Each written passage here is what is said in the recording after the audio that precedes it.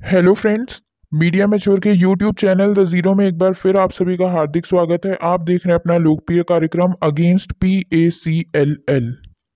तो चलिए साथियों, पिछले वीडियो में हमने 29 नंबर धारा तक पढ़ा था, जिसमें हमने ये जाना था कि ये जो है इसके अंतर्गत जो भी अपराध आएंगे वो संज्ञेय अपराध होंगे और गैर जमानती होंगे। इसमें कुछ कुछ अपवाद थे जिसको हमने देखा था कि ये धारा के अंतर्गत जो भी किया जाएगा उसको गैर जमानती नहीं माना जाएगा, उसको उसमें जमानत मिलने का प्रावधान है। और ऐसे अपराध को संज्ञेय भी नहीं माना जाएगा, उसमें वारंट वगैरह चाहिए होगा कुछ कुछ में ऐसा। बाकी अधिकतम जो इसमें अपराध बताए गए हैं उनमें जमानत नहीं मिलेगी। तो आगे देखते हैं अब 30 नंबर धारा में क्या बताया गया है। अधिनियम तो जबरदस्त है, किंतु आया होता समय पर तो अच्छा रहता। आज लोग उत्तर प्रदेश में मूर्ख नहीं बन रहे होते किसी मदन की बातों में आकर के। नाम में भी आजाद लगा है, किंतु बुद्धि से अभी तक आजाद नहीं है। बनाया जाएगा इसके लिए, इसका भी समझ में आएगा सबको। समय चल रहा है अभी। कहने का तात्पर्य है कि समय जो है सबसे ज्यादा बलवान है साथियों।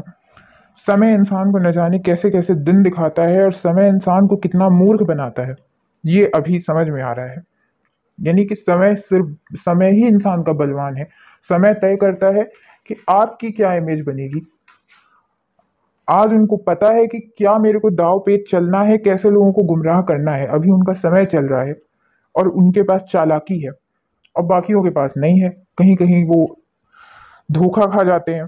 तो चलिए उन सब चीजों को रहने देते हैं। अब 30 नंबर धारा को देखते हैं। यहाँ लिखा हुआ है investigation of offences by CBI, यानी central bureau of investigation, CBI।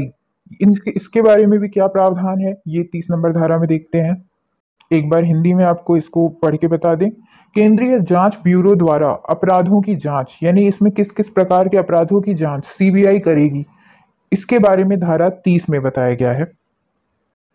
इसमें कहा गया है कि जैसे ही धारा 29 के अंतर्गत, जो हमने इसके पहले वाले वीडियो में पढ़ी थी, उसके अंतर्गत कोई शिकायत मिलती है आपके क्या बोलते हैं न्यायालय को, जो भी ये कॉम्पिटेंट अथॉरिटी है, सक्षम प्राधिकारी है, उसके पास शिकायत जाती है या कोई जानकारी मिलती है, तो ऐसी स्थिति में जब कॉम्पिटेंट अथॉरिटी को यानी कि सक्षम प्राधिकारी को इस चीज का यकीन होता है, इस चीज का विश्वास होता है कि निम्न जो श्रेणियां बताई गई हैं, ये जो स्कीम योजना मेरे पास जिसकी जानकारी आई है वो योजना निम्न श्रेणी में आती है। तो अब निम्न श्रेणी क्या है ये देख लेते हैं कि जो भी पैसा ले रहा है, चाहे कंपनी हो या व्यक्ति विशेष हो, उसने यानी कंपनी चलाने वाले ने डिपॉजिटर, ये मतलब ये माफ करिएगा साथियों, यहाँ पे लिखा हुआ है डिपॉजिटर्स यानी कि जो पैसा जमा करने वाला है, दूसरा डिपॉजिट टेकर जो पैसा लेने वाला है, और उससे संबंधित संपत्ति।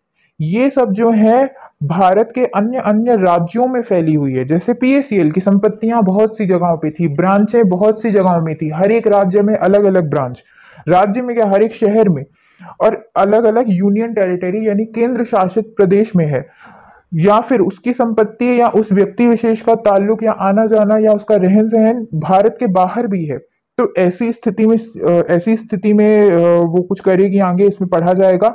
दूसरी श्रेणी इसमें क्या दी गई है, किसी बहुत बड़े अमाउंट का इसमें लेन देन हुआ है, यानी कि जैसे PACL पे अपराध चल रहा है, ये क्या बोलते हैं, अपराध नहीं चल रहा है, इसके ऊपर हम लोग की शिकायतें चल रही हैं कि 15,000 करोड़ रुपए का आदान प्रदान किया गया। तो ये एक बहुत बड़ा अमाउंट है। यानी अगर कॉम्पिटेंट अथॉरिटी, सक्षम प्राधिकारी को लगता है कि जिस पैसे की यहाँ बात हो रही है वो बहुत बड़ा अमाउंट है, तो ऐसी स्थिति में ये दो स्थितियां, या तो इसका अमाउंट बहुत बड़ा हो और या तो दूसरा कि वो व्यक्ति पैसा जमा करने वाला या पैसा लेने वाला या उनसे संबंधित जो भी संपत्तियां हैं वो भारत के अन्य अन्य राज्यों में है, कई राज्यों में है, केंद्र शासित प्रदेशों में भी हैं और भारत के बाहर भी हैं। तो ऐसी स्थिति में जो ये सक्षम प्राधिकारी है, ये केंद्र शासन को ये मामला सौंप देगा कि भाई आप जो है इसकी इन्वेस्टिगेशन कराइए, जांच कराइए, ये मामला CBI को सौंप दीजिए। मतलब डायरेक्ट नहीं CBI को सौंपेगा, लेकिन केंद्र सरकार को सौंपेगा कि आप CBI को सौंपिए ये मामला। हिंदी में देख लेते हैं साथियों। ये दिया हुआ है केंद्रीय जांच ब्यूरो द्वारा अपराधों की जांच। पहला, धारा 29 या अन्यथा के तहत सूचना प्राप्त होने पर, जैसे ही सूचना मिल जाएगी, यदि सक्षम प्राधिकारी के पास यह मानने का कारण है कि अपराध एक जमा योजना या जमा योजना से संबंधित है, जिसमें यानी अपराध में जो भी योजनाएं बताई गई हैं उसमें क्या, पहला, जमाकर्ता, जमा लेने वाला या शामिल संपत्ति भारत में या भारत के बाहर एक से अधिक राज्य या केंद्र शासित प्रदेश में स्थित है।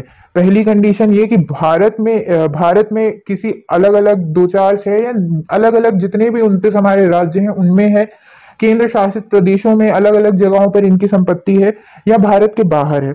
दूसरा, शामिल राशि का कुल मूल्य इस तरह के परिणाम का है जो सार्वजनिक हित को महत्वपूर्ण रूप से प्रभावित करता है, यानी बहुत सारा पैसा लगा हुआ है इसमें, जिसमें कि मतलब जिसका यदि दुरुपयोग किया जाए तो भारत में अहित होगा, भारत की शांति को, समृद्धि को प्रभाव पड़ेगा उसका। तो ऐसी स्थिति में सक्षम प्राधिकारी मामले को केंद्रीय जांच ब्यूरो द्वारा जांच के लिए केंद्र सरकार को भेजेगा ऐसी स्थिति में। दूसरा क्या दिया हुआ है, दूसरे में दिया हुआ है कि जो भी ये जानकारी केंद्र सरकार को सौंपेंगे, इसमें जो है पहले राज्य सरकार से अनुमति लेंगे, उसकी अनुमति के बिना केंद्र को ये चीज नहीं बोली जाएगी, केंद्र से ये मांग नहीं की जाएगी। उपधारा 1 के तहत सक्षम प्राधिकारी द्वारा किए गए संदर्भ को दिल्ली विशेष पुलिस स्थापना अधिनियम 1946 की धारा 6 के तहत राज्य सरकार की सहमति से माना जाएगा, यानी राज्य सरकार से भी सहमति लेना अति आवश्यक है।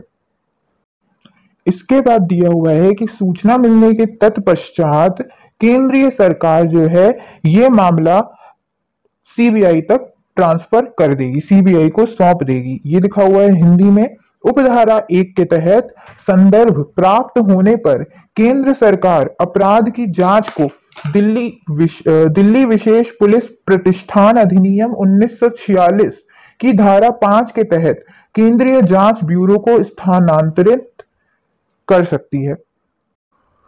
मतलब इसमें जो है राज्यों को भी, ये सरकारों को भी इन्वॉल्व किया गया है। इसमें राज्य सरकार, केंद्र सरकार ये अपने हिसाब से उनको यदि लगेगा कि हाँ ये मामला सीबीआई के पास जाना चाहिए तो ये सीबीआई को भेजेंगे, यदि सरकार को नहीं लगेगा तो वो नहीं सौंपेगी। जिस प्रकार से सरकार को आज भी नहीं लगता कि अडानी वाले मामले पे जांच बैठनी चाहिए, तो इसलिए वो उसको वहां पर नहीं भेज रही है। यानी कि सरकार को लगेगा, यदि जैसे अडानी मामले में नहीं लग रहा है तो इसलिए जांच नहीं हो रही है, तो ये कंपनी के मामले में भी उनको लगेगा तो जांच बैठेगी, नहीं लगेगा तो जांच नहीं बैठेगी। अब निर्भर क्या करता है, सरकार में कौन है, जो सरकार में है क्या उसको कंपनी ने कुछ दिया है, यदि नहीं दिया है तो जांच अवश्य बैठेगी। अभी जो मामले चल रहे हैं ऐसे में डाउट लगता है कि पता नहीं सरकार को कुछ मिला तो नहीं था, डाउट लगता है कि क्या सरकार का इसमें कोई लाभ तो नहीं था, नहीं तो 2014 में ही ये मामला सरकार के हाथ में था। इस मामले में सरकार बहुत कुछ कर सकती थी 2014 में। जो हम लोगों का मामला है जिसमें हम लोग पीड़ित हैं, आप पीड़ित हैं, हम पीड़ित हैं, तो इस प्रकार से इसमें सीबीआई को भी इन्वॉल्व करने के लिए जिस प्रकार से सरकार से अनुमति लेने का डाला गया है प्रावधान, इससे बहुत सी दिक्कतें होती हैं।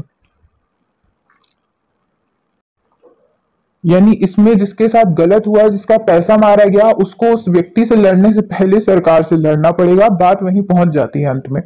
पर चलिए देखेंगे साथियों इस अधिनियम में भी क्या क्या हो सकता है। फिलहाल के लिए बहुत बहुत धन्यवाद। जय हिंद, जय भारत।